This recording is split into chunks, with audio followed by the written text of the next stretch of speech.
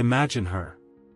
Not the woman you see across the dinner table, scrolling through her phone. Not the mother of your children, exhausted and pragmatic. Imagine the woman who exists in the shadows of her own mind. The one you met, the one you thought you knew, was just a carefully curated representative, the persona, as Jung would call it. This persona is the good wife, the stable partner, the predictable woman. She is the virgin in the psychological sense, pure, reliable, and safe. You courted her, you married her, you built a life with her. You learned her habits, her favorite foods, her political opinions. And in your quest for stability, you made a fatal error in your understanding of female psychology. You believed this persona was the entirety of her.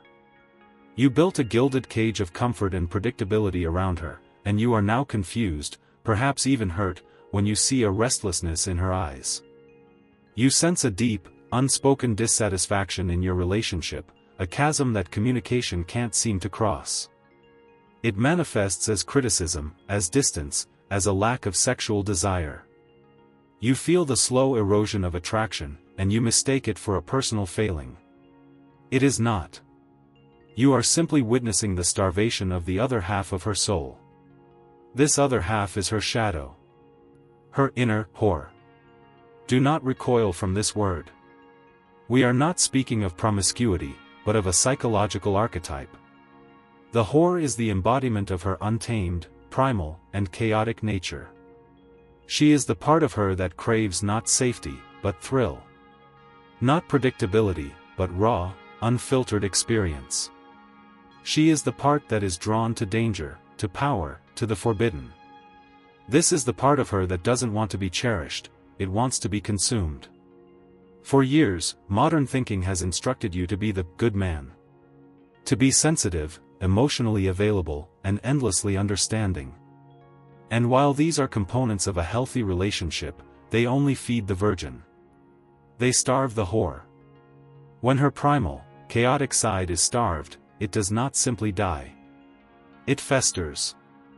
It builds a quiet, seething resentment against the man who provides only safety, the man who has become more of a brother or a caretaker than a lover. This resentment is the cancer of modern marriage, the silent precursor to emotional cheating, and the psychological groundwork for adultery. She may not even be conscious of it herself, but she feels an existential boredom, a sense of being trapped not by you, but by the very goodness you both so carefully constructed. Your confusion is understandable. You think, I give her everything. I am a good husband. I don't cheat. I provide. You are trying to solve a problem of the soul with the logic of the spreadsheet. Her soul does not operate on logic. It operates on polarity, on tension. Carl Jung taught that the psyche seeks wholeness, and wholeness is not achieved through the repression of one's darker aspects, but through their integration. For her to feel whole, she needs a man who can not only honor her purity but also dance with her darkness. She needs the saint and the sinner. The saint is the man who builds the home, provides security, and offers a shoulder to cry on. He is the rock, the symbol of your commitment. He is the man she trusts with her vulnerabilities. But the sinner, he is the man who awakens her body. He is the one who sees past the persona. He is the one who understands that beneath the good woman is a primal creature who secretly yearns for a touch of the profane, a hint of the untamable. He is the one who can look her in the eye and, without a word, communicate that he sees all of her, the light and the shadow, and he desires both with equal intensity. The great tragedy in countless relationships, the one that leads to the slow walk towards divorce, is the man's inability to hold this paradox. Most men polarize.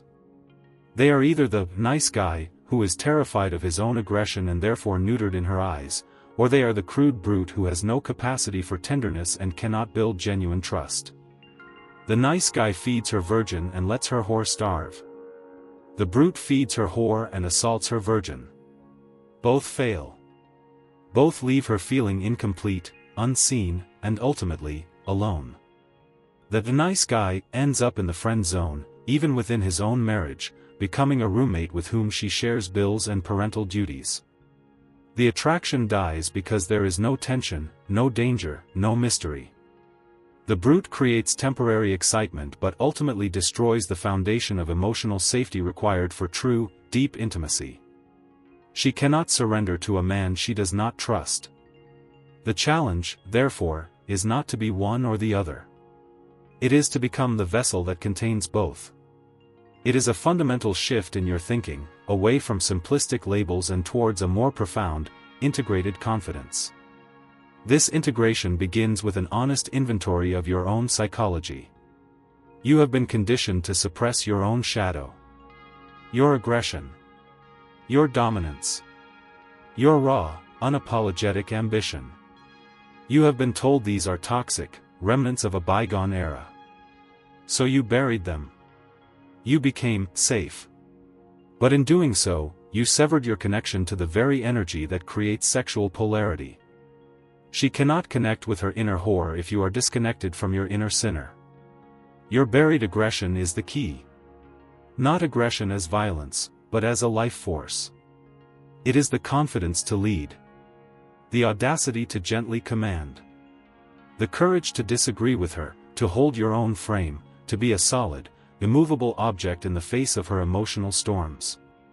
It is the look in your eye that says, "I love you, I will protect you, but do not mistake my kindness for weakness. I am not your servant. I am your man." This energy, this controlled and purposeful power, is what she is silently begging for. It is the only thing that can satisfy both the part of her that needs to feel safe and the part of her that needs to feel taken. It is the missing ingredient in your communication and the lost spark in your attraction.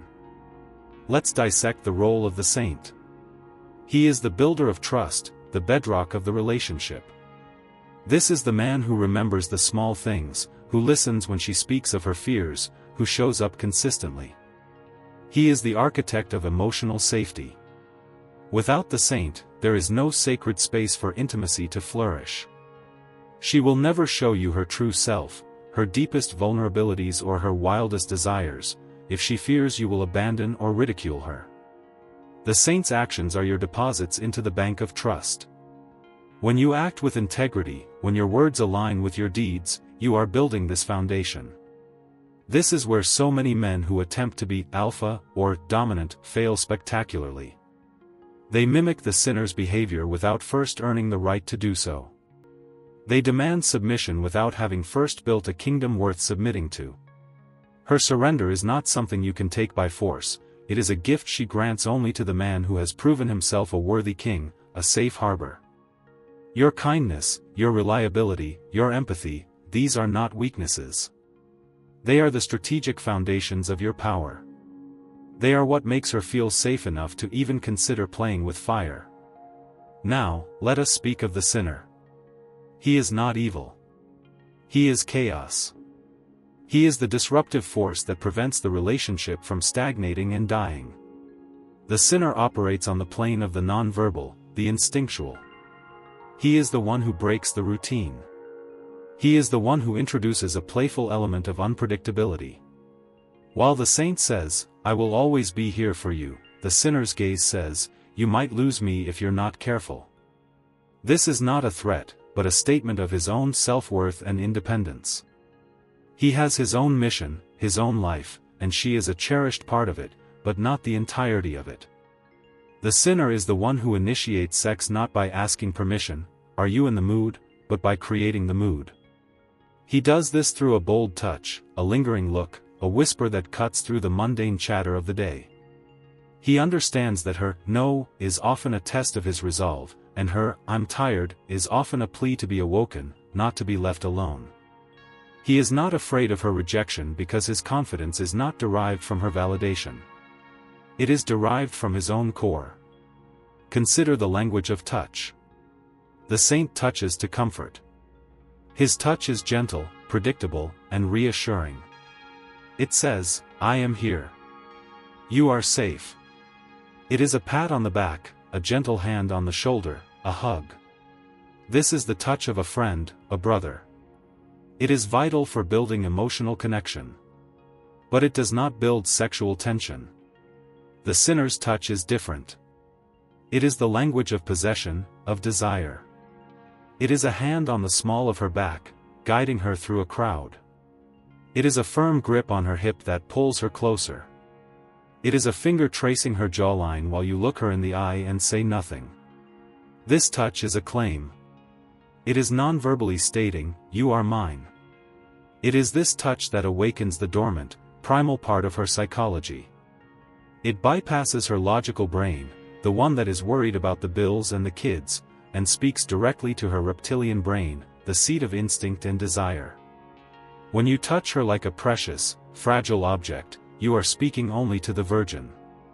When your touch contains a hint of playful dominance, of confident ownership, you are calling out to the whore, inviting her to come out and play. The integration of saint and sinner is a dynamic dance, a moment-to-moment calibration. It is not a fixed state. There are times she needs the saint. When she is feeling broken, insecure, or beaten down by the world, she needs your unwavering support and gentleness. To bring the sinner's energy in these moments would be cruel and destructive. It would break trust. This is where emotional intelligence is paramount. You must learn to read the subtle cues. You must learn to listen to what is not being said. However, there are other times, when she is testing you, when she is creating drama, when she is radiating a restless energy, that she is subconsciously begging for the sinner to appear. She is testing the fences, wanting to know there is a firm boundary. To meet her chaos with the saint's passive understanding in these moments is to fail the test. She will see you as weak, and her resentment and lack of attraction will grow. The true art is knowing when to be the harbor and when to be the storm. It is a thinking man's game, a constant exercise in presence and awareness, moving beyond reflexive habits and into conscious action. This paradox is the primary cause of emotional cheating and a precursor to full-blown adultery. When a woman has a husband who is only a saint, a good, reliable, but boring man, she may seek the sinner elsewhere. This doesn't always mean another man's bed. It can be a flirtatious text exchange with a coworker. It can be an innocent coffee with an ex. She is seeking a dose of the chaotic, masculine energy that is missing in her life. She wants to feel desired, to feel a spark of the forbidden, to feel the thrill of being seen by a man who acknowledges her shadow. Conversely, a woman in a relationship with a man who is only a sinner, a thrilling but unstable and untrustworthy man, may seek the saint elsewhere. She will seek emotional solace in a friend who listens, who understands, who provides the safety and stability she craves. In both scenarios, the woman is not trying to destroy her marriage, she is subconsciously trying to complete her psychological picture. She is outsourcing the role you have failed to fill. Understanding this is not about blaming her. It is about taking radical responsibility for the emotional and psychological texture of your relationship. Let's talk about her no. This is a territory fraught with misunderstanding, a minefield for the modern man.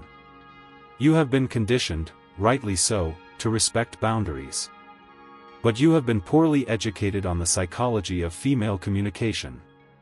A woman's no is not always a literal, logical rejection. It is often a question disguised as a statement.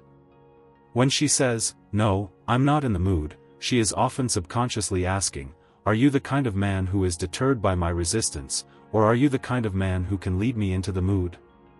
Are you powerful enough to change my state?" The saint hears her no, retreats immediately, and says, "Okay, darling, let me know when you feel better." He has respected her words but failed her soul's test. He has confirmed his passivity. The sinner, integrated with the saint's wisdom, understands the subtext. He does not use force. He uses seductive persistence. He might respond with a knowing smile, pull her close, and whisper, "I know. Let's change that." He shifts a rejection into a playful challenge. He demonstrates that his desire for her is not a fragile request but a confident force of nature, one that is strong enough to guide her own desire. This is a high-level skill, a calibration that requires immense confidence and an ability to read her nonverbal cues. If her body stiffens and truly resists, the saint must take over and retreat. But more often than not, you will find her resistance is a final test before surrender. Your arguments are not about what you think they are about. When she criticizes you for leaving your socks on the floor or for being late, it is rarely about the socks or the time. These are surface-level complaints that mask a deeper dissatisfaction. The socks are a symbol of your lack of presence, your lack of leadership in the home. Her complaint is a test: are you a man who can handle my chaos and criticism without crumbling? Or will you become defensive and weak? The saint tries to solve the problem logically: you're right, I'm sorry, I'll pick up the socks. This is a servant's response. The sinner, tempered by the saint's love, understands the metacommunication. He might pull her close, look her in the eye with a playful intensity and say, "You are beautiful when you're angry." But we're not talking about the socks, are we? He cuts through the noise and addresses the underlying emotional current. He demonstrates that he is not intimidated by her emotions. He is the container for them. This single shift in your thinking, from reacting to the content of her words to understanding the intent behind them, will revolutionize your communication and diffuse countless pointless conflicts that erode the trust and attraction in your marriage. Building your inner sinner is not about becoming an asshole. It is about cultivating your shadow presence. This is the part of you that is comfortable with silence. The part that doesn't feel the need to fill every conversational gap with nervous chatter. It's the ability to hold eye contact just a second longer than is comfortable. It is the practice of having your own purpose, your own mission, that is separate from her. A man whose entire world revolves around his woman's happiness becomes a supplicant, not a partner. Your mission could be your career, a physical practice, a creative endeavor. It doesn't matter what it is, only that it is yours and that you pursue it with passion. This creates a psychological space between you, a healthy distance that ignites her curiosity and respect. She sees that you have a center of gravity within yourself, that you are not dependent on her for your sense of self. This independence is the core of masculine attractiveness. It non-verbally communicates that you are a man of substance, a man who has chosen to be with her, not one who needs to be with her. This is the difference between a king and a court jester, and she is wired to respond to the king. You must confront your own anima, the feminine archetype within your own psyche. Your fear of the sinner is often a projection of your own repressed feminine side. You fear that if you embrace your aggression, you will become a monster. You fear that if you act with dominance, you will cause her pain. This is the voice of your own insecurity, your own unintegrated anima. To become whole, a man must make peace with this inner feminine, to understand its nature without being controlled by it. Paradoxically, only by understanding your own capacity for sensitivity and compassion can you safely unlock your capacity for aggression and dominance. A man who is terrified of his own softness can never be truly hard. A man who is afraid of his own dark side can never be a source of true light. This inner work is the most difficult journey. It requires radical honesty. It requires you to look at the parts of yourself you have deemed unacceptable, your anger, your lust, your ambition, and to integrate them not as bad habits, but as powerful tools in your psychological arsenal. Only when you are no longer afraid of yourself can you be the man she is not afraid to desire. The path to integrating the saint and sinner is a path of transformation, from a reactive boy to a proactive man. It starts with your habits. Stop asking for permission. Start leading. Instead of, "What do you want to do tonight?" say, "Be ready at 8. Wear that dress I like."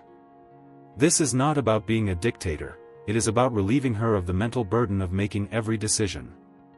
Lead the way. Secondly, reintroduce playful tension. Use the sinner's touch. Break physical contact first. Create moments of unresolved sexual tension. Let a suggestive glance hang in the air. Let her wonder what you're thinking. Stop being an open book. Cultivate a little mystery. This isn't about manipulation, it's about re-engaging the part of her brain that is wired for the chase, for the thrill of the unknown. These are not grand, dramatic gestures.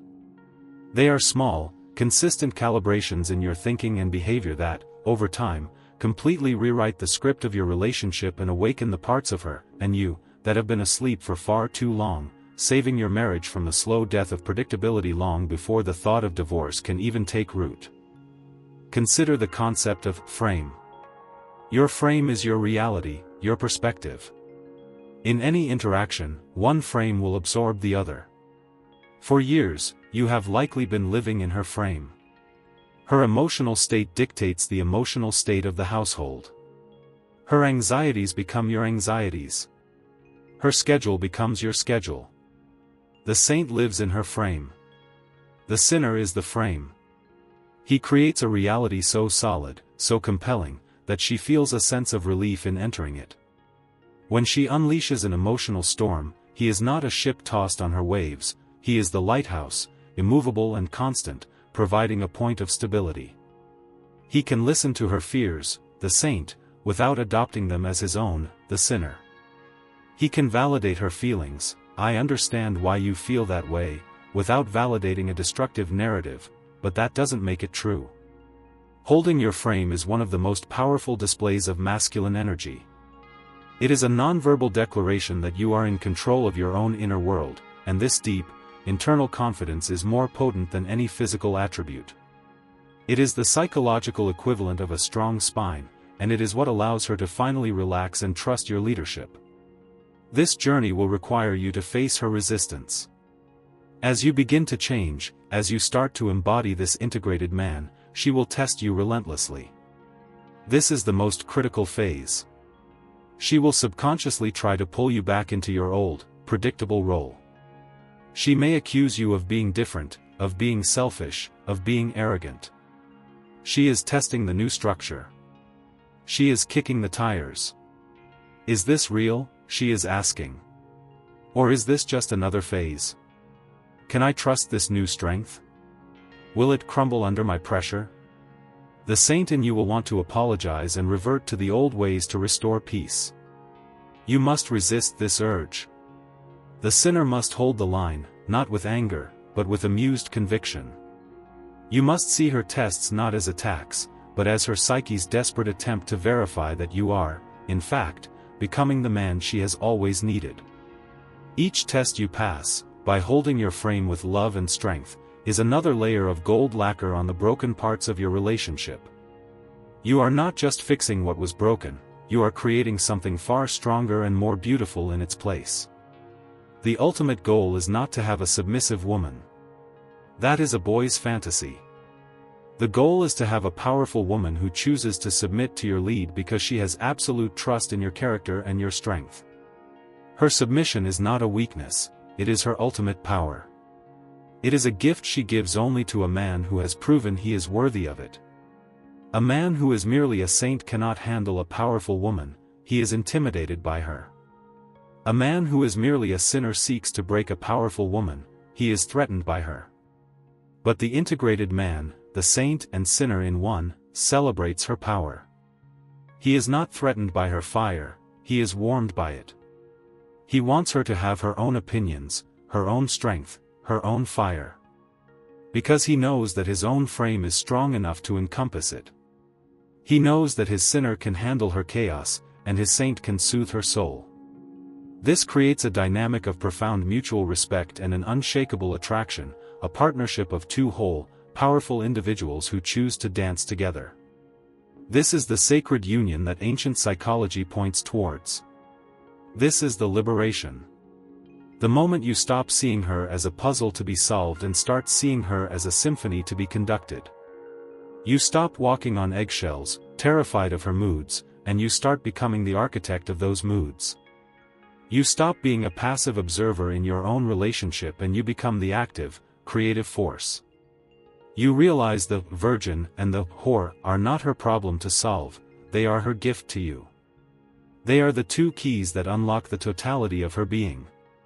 Your frustration, your confusion, your pain of rejection, these were not signs of her failure, but symptoms of your incomplete approach. The power was always in your hands, hidden in the parts of yourself you were taught to fear and suppress. The sinner was not your enemy, he was your sleeping king. And by awakening him and uniting him with the noble saint you have worked so hard to be, you don't just change her perception of you. You change your perception of yourself. You move from a state of seeking validation to a state of being. You become the man she doesn't just love, but the man she cannot help but desire. The world told you to be a good man. But she doesn't need a good man. She needs a man who is good at being a man. This requires you to be both the priest who consecrates the temple of her body, and the demon who rattles its gates. It requires you to be the protector of her heart and the conqueror of her soul. This is the paradox you must embody. This is the tension you must hold. This is the art of profound, lasting, and dangerous love. Your journey of understanding is not about learning her secrets. It is about remembering your own.